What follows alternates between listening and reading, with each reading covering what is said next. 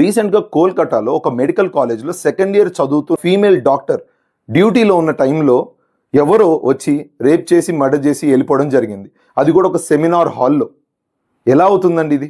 దీని గురించి నేను రియాక్ట్ అవుదామా వద్దా అని కన్ఫ్యూజన్లో ఉన్నప్పుడు నాకు ఈ 12 దాటగానే ఇండిపెండెన్స్ డే సెలబ్రేషన్స్ అని ఆ విషెస్ అని ఈ విషెస్ అని వస్తున్నాయి. అసలు ఎలా సెలబ్రేట్ చేసుకోగలుగుతున్నారు మీరు? We can celebrate independence day only after మన సేఫ్టీ సెక్యూరిటీ మన ఫీమేల్ రెసిడెంట్స్కి, ఫీమేల్ వర్కర్స్కి, లేకపోతే డాక్టర్ అవనియండి, ఎవరైనా అవనియండి, వాళ్ళకు ఒక సెక్యూర్డ్ స్పేస్ మనం ఇవ్వగలిగినప్పుడు మనం ఇండిపెండెన్స్ డే చేసుకుందాం.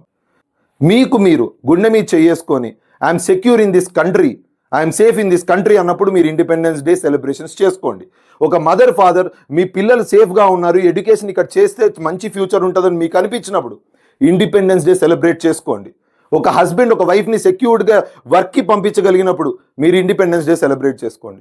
ఇవన్నీ జరగని పక్షాన ప్లీజ్ నో సెలబ్రేషన్స్.